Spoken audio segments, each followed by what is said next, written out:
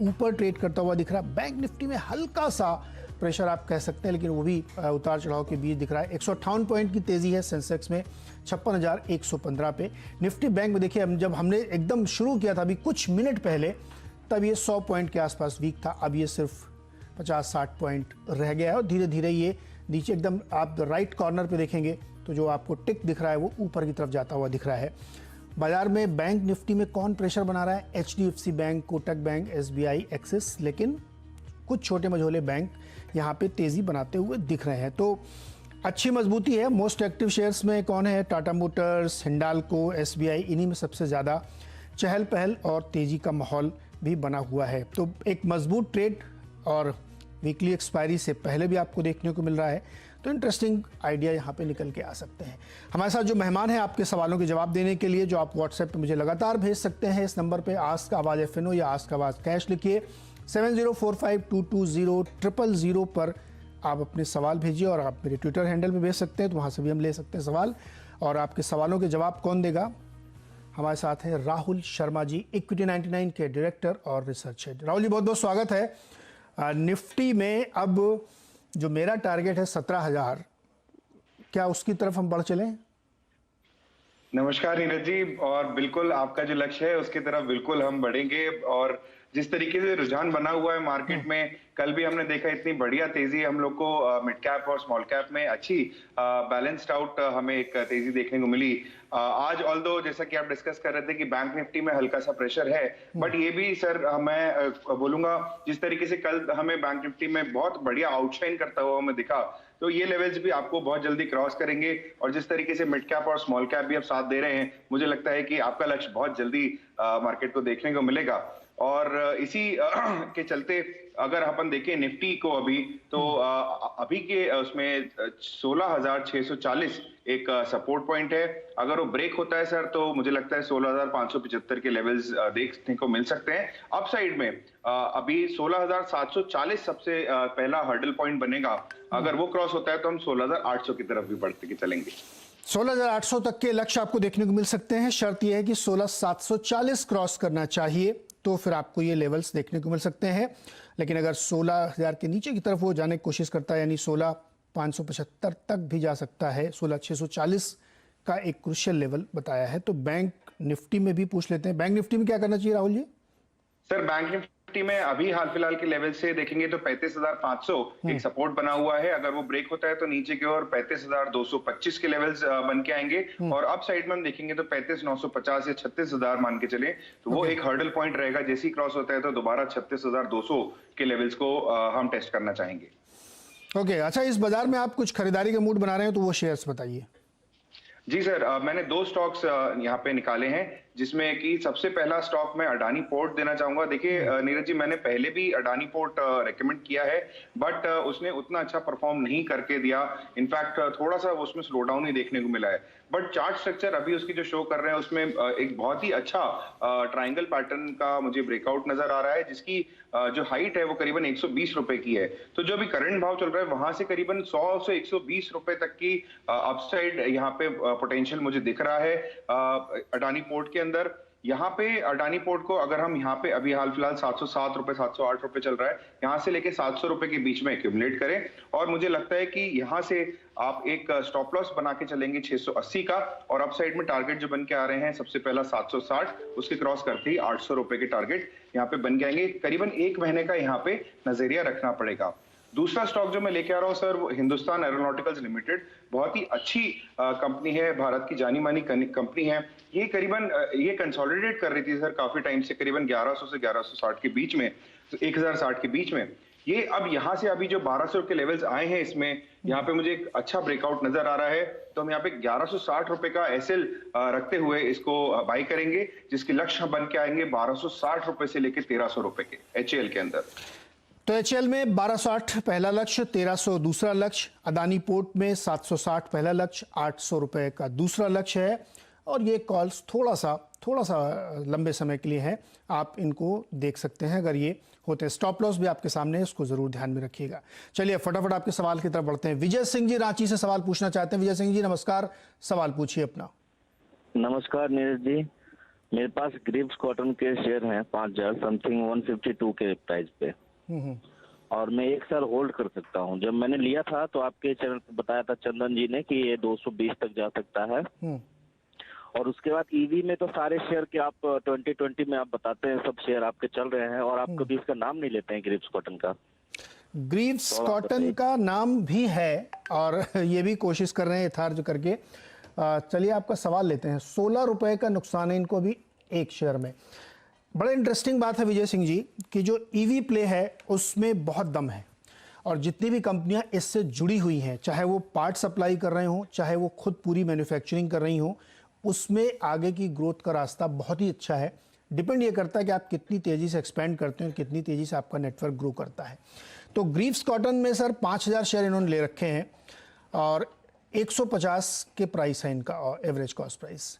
अभी थोड़ा सा नुकसान है, क्या करना चाहिए इनको? ये 1 साल तक रुक सकते हैं। सर देखिए, अगर नजरिया 1 साल का है तो मुझे लगता है कि अभी जिस लेवल पे अभी ग्रीव्स कॉटन मौजूद है, वहां से नीचे की ओर करीबन 120 रुपए से 125 रुपए के बीच में एक बड़ा सपोर्ट जोन है। तो अगर ये यहाँ पे इन लेवल्स पे अगर बाय करते हैं तो यहाँ से जो बाउंस इनको मिलेगा करीबन 150 155 के लेवल के आसपास तक का, वहां पे ये प्रॉफिट में अपनी एग्जिट की स्ट्रैटेजी प्लान कर सकते हैं। अगर ये एवरेज नहीं करेंगे इन लेवल्स पे तो जरूर इनको बहुत ज्यादा लंबे अरसे तक रुकना पड़ेगा, जिसकी मैं एक्सपेक्टेशन नहीं रखता हूं। बट यहाँ से अगर आप एवरेज करते हैं 120 से 125 के बीच में, तो यहाँ से आपको जो भी बाउंस मिले करीबन 150 155 का, वहां पे आप अपनी एग्जिट प्लान। तो मतलब आपकी स्ट्रेटजी सजेशन ये है कि जहां इस समय ट्रेड कर रहा है उससे 5-10 रुपए नीचे भी जा सकता है, जहां पे एवरेजिंग करनी चाहिए इनको जी। और फिर 155-60 की जब ये रैली करेगा वहां पे ये एग्जिट लें और जब दोबारा आए तो री एंटर करें। बेसिकली ये कह रहे हैं आप? Correct correct sir. तो विजय सिंह जी, स्ट्रेटजी क्लियर है आपके लिए कि आपको क्या करना है? इसमें थोड़ी एवरेजिंग की राय है, वहां से जब रैली बनेगी तो आपको एग्जिट लेना, फिर नीचे आएगा तो आपको एंट्री करना है। दरअसल विजय जी, आप एक चीज समझिए, मार्केट मोमेंटम के साथ सारे स्टॉक चलते हैं, वो किसी भी थीम पे चल रहे हो, चाहे वो ईवी थीम के हों या किसी और थीम के। जब ओवरऑल मार्केट में प्रेशर आता है तो वो स्टॉक थोड़ा नीचे आता है, लेकिन वो थीम डिस्ट्रॉय नहीं होती, वो थीम इंटैक्ट रहती है। इसलिए टेक्निकली आपको छोटे छोटे टारगेट्स इसमें देखने को मिलते हैं। चलिए अगले सवाल की तरफ बढ़ते हैं। राम कुलकर्णी जी नागपुर से हमारे साथ हैं। राम जी नमस्कार, सवाल पूछिए अपना सर। नमस्कार। हेलो जी बताएं सवाल।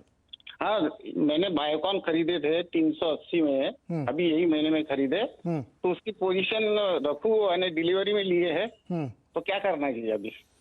380 में खरीदे 500 शेयर बायोकॉन के। अभी हाल फिलहाल में बायोकॉन ने कमजोरी दिखाई है। राम जी, आप ये इसको लंबे समय के लिए होल्ड करने की इरादा रखते हैं या सिर्फ ट्रेडिंग का नजरिया है? चूंकि आपने हाल फिलहाल मेरा 1 साल का नजरिया है, और मैंने पहले भी लिए थे 290 में और 425 में बेच दिए थे। ओके, तो अभी ये वाला जो है 380 पे लिया है, इसको भी 450 में बेचने की इरादा रखते हैं क्या? देखो आप बताएंगे वैसे। ओके, बताइए राहुल जी, क्या करना चाहिए इनको? 380 की बाइंग प्राइस। सर देखिए, चार्ट स्ट्रक्चर देखेंगे तो आपको यहाँ पे चार्ट स्ट्रक्चर नेगेटिव दिखेगा।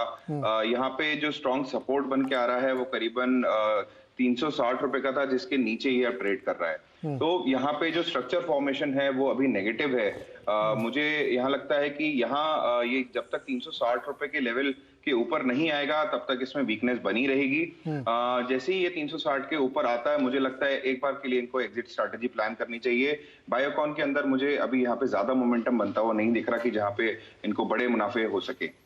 नहीं तो ये तो रुकने के लिए भी तैयार हैं सर, बट अभी जो जिस तरीके से चार्ट स्ट्रक्चर दिख रहा है उस हिसाब से मैं कमेंट कर रहा हूं कि यहाँ पे जो चार्ट स्ट्रक्चर है वो कंप्लीटली नेगेटिव है। अगर लंबे होराइजन की हम बात करें तो लंबे होराइजन में सर स्टॉक ने पिछले साल की जगह जहां पे हम देख रहे हैं कि लोज बनाए थे 234 रुपए से, वहां से लेके बहुत ही अच्छे हाई करीबन 470 480 के लेवल से देखे थे। तो अगर लंबे होराइजन का अगर नजरिया है तो आप अपनी पोजीशन को एवरेज करें, बट थोड़ा सा समय और आपको ये जो आपका साल भर का नजरिया रहेगा उसमें बहुत सारी वॉलिटिलिटी देखने को मिलेगी, बहुत सारा कंसोलिडेशन देखने को मिलेगा। तो अगर आप उन सब चीजों के लिए तैयार हैं तो आप होल्ड करें, और ऊपर के लेवल में आप करीबन 470 480 के लेवल्स भी आपको देखने को मिल सकते हैं। ओके, तो मनोज जी आपके लिए स्ट्रेटजी साफ है कि आपको क्या करना है। स्टॉक थोड़ा वॉलेटाइल रह सकता है इस साल में। अगले सवाल की तरफ बढ़ते हैं। किशोर राज पुरोहित जी हैं वापी गुजरात से। किशोर जी नमस्कार, अपना सवाल पूछिए सर। किशोर जी आवाज आ रही है आपको? शिपिंग कॉरपोरेशन ऑफ इंडिया पे इनका सवाल है, किशोर जी का सवाल है शिपिंग कॉर्पोरेशन ऑफ इंडिया में। राहुल क्या करना चाहिए? स्टॉक तो न्यूज़ ड्रिवन काउंटर है, डाइवेस्टमेंट की खबरें हैं इसमें, सरकार प्रयास कर रही है, यहाँ तक बात सच है, और बहुत सारे वैल्यूएशंस भी हो रहे हैं, बहुत सारी चीज़ें हो रही हैं, लेकिन इन्होंने लिया है 127 पे, क्या करेंगे? सर देखिए, पिछले टॉप पे के आसपास ही इन्होंने फिर वहां पे आते हुए बाइंग करी है। अगर आप अभी एससीआई का चार्ट देखेंगे तो देखिए 80 रुपए से 90 रुपए के बीच में बहुत ही अच्छा बड़ा स्ट्रॉन्ग सपोर्ट जोन है। तो मुझे लगता है कि 80 रुपए से लेकर 90 रुपए के बीच में इनको एक बार अपनी एवरेजिंग करनी चाहिए, ताकि ये जैसे ही इनको बाउंस मिले 120 130 रुपए का दोबारा, तो अच्छे मुनाफे के साथ में ये उसमें से एग्जिट ले पाए। अगर ये एवरेजिंग नहीं करेंगे इसमें भी, और यहाँ से जिस तरीके से अभी 100 रुपए के आसपास चल रहा है, अगर कोई भी अपमूव मिलता है तो भी प्रॉफिटेबल ट्रेड नहीं बन पाएगा इनका। तो नीचे जैसे ही इनको 90 रुपए के आसपास स्टॉक दिखता है, वहां पे अपनी एवरेजिंग करें, और जैसे ही उसके बाद में आपको बाउंस मिलेगा करीबन 120 से 130 रुपए का, वहां पे आप प्रॉफिट के साथ में एग्जिट लें।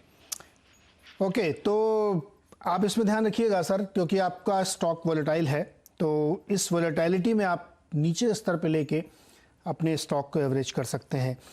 एक बहुत इंटरेस्टिंग सवाल है जो ट्विटर पे है, प्रवीण प्रजापति का। बजाज फाइनेंस इन्होंने खरीदा था 2200 रुपये पे, बजाज फिनसर्व खरीदा था 7900 पे। 5 से 10 साल ये होल्ड कर सकते हैं प्रवीण प्रजापति जी। दिखाइए एक बार ये दोनों चार्ट एक साथ दिखाइएगा, बजाज फिनसर्व और बजाज फाइनेंस।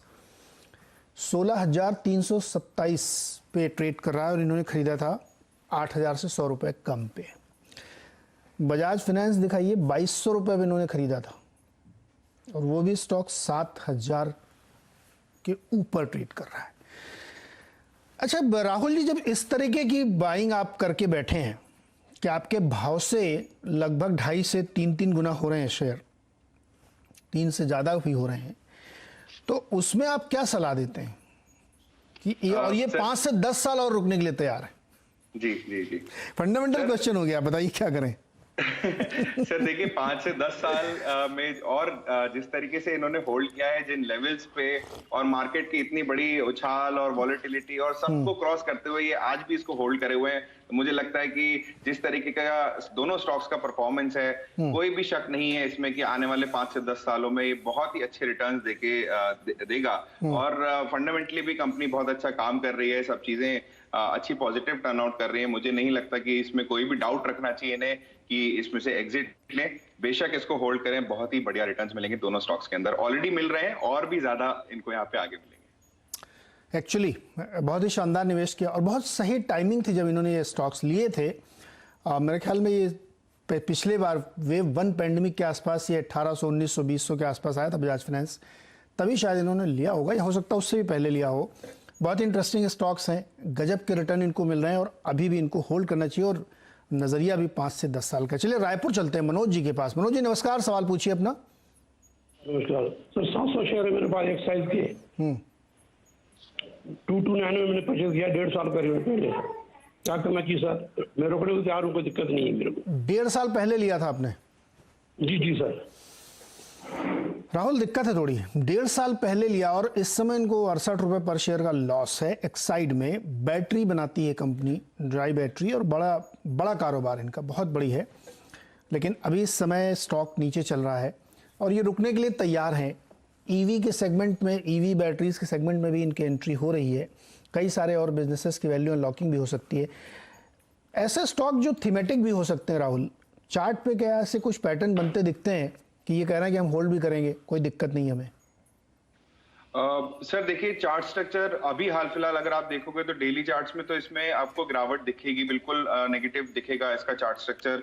आरएसआई 22 पे है, एमएसीडी नेगेटिव में है, बट जिस तरीके से अभी ये जो फॉर्मेशन है यहाँ पे बहुत ही स्ट्रॉन्ग सपोर्ट है स्टॉक के पास में, क्योंकि इनकी बाइंग 229 के लेवल्स पे, मतलब कि बहुत ही ज्यादा हाई पॉइंट पे इन्होंने इस स्टॉक को लिया था। मुझे लगता है कि इनको यहाँ पे करीबन 160 रुपए के आसपास ये जो चल रहा है अभी, यहाँ से एक एवरेजिंग की स्ट्रैटेजी बनानी चाहिए। और मुझे लगता है कि जिस तरीके से ऑटो और ऑटो एंसिलरीज में अभी रुझान चल रहा है और आने वाले टाइम में, क्योंकि बैटरी से रिलेटेड भी स्टॉक है और बहुत अच्छा मार्केट शेयर भी रखता है, मुझे लगता है यहाँ पे एक एवरेजिंग इनको करना चाहिए, क्योंकि बाइंग इनकी बहुत ऊपर के लेवल्स पे है। और अभी जो 160 रुपए के लेवल चल रहे हैं, यहाँ पे एक अपनी एवरेजिंग करें, ताकि आने वाले 6 से 9 महीने में जिस स्टॉक में बाउंस मिलेगा या जो यहाँ से बढ़त मिलेगी, वहां पे आप अपनी प्रॉफिट में अपनी एग्जिट ले पाए। अगर आप एवरेजिंग नहीं करेंगे और 229 के लेवल्स के ऊपर जाने का ही वेट करेंगे, तो आपको मुनाफा मिलने में बहुत लंबा समय लग सकता है, जिसकी एक्सपेक्टेशंस भी कम है। बट अगर आप यहाँ पे एवरेजिंग करके होल्ड करते हैं अगले 6 से 9 महीने के अंदर, तो बहुत ही आपको प्रॉफिटेबल स्टेज में आप एग्जिट कर पाएंगे। ओके, तो स्ट्रेटजी आपके लिए है, और अगर आप लॉन्ग टर्म के इन्वेस्टर हैं तब भी आपको कॉस्ट कम करने की कोशिश करनी चाहिए, जिससे कि जब बाउंस आए तो आप प्रॉफिट में आ जाएं। चूँकि अभी 161 पे ट्रेड करो और आपकी कॉस्ट बाइंग की है 229 रुपये, तो एवरेजिंग की सलाह यहाँ पे दे रहे हैं। और चूँकि आप रुक सकते हैं, इसलिए एवरेज करना चाहिए। जो लोग बहुत शॉर्ट टर्म के, उनको बिल्कुल एवरेज नहीं करना चाहिए। जो लोग थोड़ा मीडियम से लॉन्ग टर्म रुकते हैं, उन्हीं के लिए एवरेजिंग की सलाह होती है। चलिए ब्रेक में जाते हैं, लेकिन उससे पहले आपको बता दें कि CNBC आवाज़ और नेशनल स्टॉक एक्सचेंज ने मिलकर अपनी एक खास मुहिम इन्फॉर्म्ड इन्वेस्टर के जरिए निवेशकों में जागरूकता बढ़ाने की पहल की है। इन्फॉर्म्ड इन्वेस्टर मुहिम में निवेशकों को उनके पैसे को लेकर सही फैसला लेने में सक्षम बनाती है। ये जो हमारी पूरी मुहिम है, निवेश की सुरक्षा के लिए ज़रूरी है कि निवेशक एक्सचेंज की ओर से उनके ट्रेड को लेकर SMS या ईमेल के जरिए भेजे जाने वाले हर एक अलर्ट पर नज़र रखें। अगर निवेशक को कोई ट्रेड के बारे में अलर्ट पाते हैं, तो उन्होंने ये किया है या नहीं किया है, इसकी तुरंत स्टॉक ब्रोकर से जानकारी लें और उससे बात करें और उस पर स्पष्टीकरण मांगें। निवेशक अगर स्टॉक ब्रोकर की सफाई से संतुष्ट नहीं है, तो उन्हें एक्सचेंज के सामने ये मामला ज़रूर रखना चाहिए। चूँकि आप एक स्मार्ट इन्वेस्टर बन रहे हैं, तो आपको ये ध्यान रखना चाहिए। राहुल, ये जो हम लोग इन्वेस्टर्स को सिखाने की कोशिश करते हैं कि आप अपने KYC भी ध्यान रखिए, SMS अलर्ट रखिए, आपका क्या मानना है इस पर? सर देखिए, जो भी निवेशक हैं या ट्रेडर हैं, अल्टीमेटली उनको बहुत ज्यादा ध्यान रखना है, क्योंकि ब्रोकर्स के लेवल पे जो भी वो लोग अपना ध्यान दे रहे हैं आपके पैसों को लेके, उससे ज्यादा ध्यान आपको रखना चाहिए। तो अलर्टनेस बनी रहे, क्योंकि कई बार हमने देखा है कि अगर लैक ऑफ कम्युनिकेशन होता है ब्रोकर और इन्वेस्टर ट्रेडर्स के बीच में, तो बहुत ज्यादा दिक्कत देखने को मिलती है। तो मुझे लगता है कि यहाँ पे बिल्कुल कॉशियस रहें और चीजों पे ध्यान बना के रखें। अपना आप ही का पैसा है, उस पर आपको ध्यान देना जरूरी है। और मुझे लगता है कि थोड़ा सा कॉशियस रहते हुए सब चीजों पे अलर्टनेस बरकरार रखनी चाहिए आपको हमेशा। ओके, चलिए फटाफट एक छोटा सा ब्रेक से लौट के आगे कुछ और सवाल लेंगे।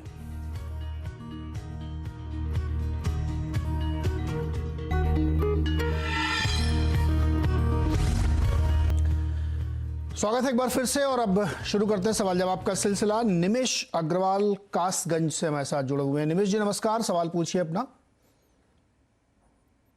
असाही सॉन्ग के 50 शेयर है 418 रुपए पर। ओके, राहुल क्या करना चाहिए? असाही सॉन्ग 50 शेयर लेना 418 पे।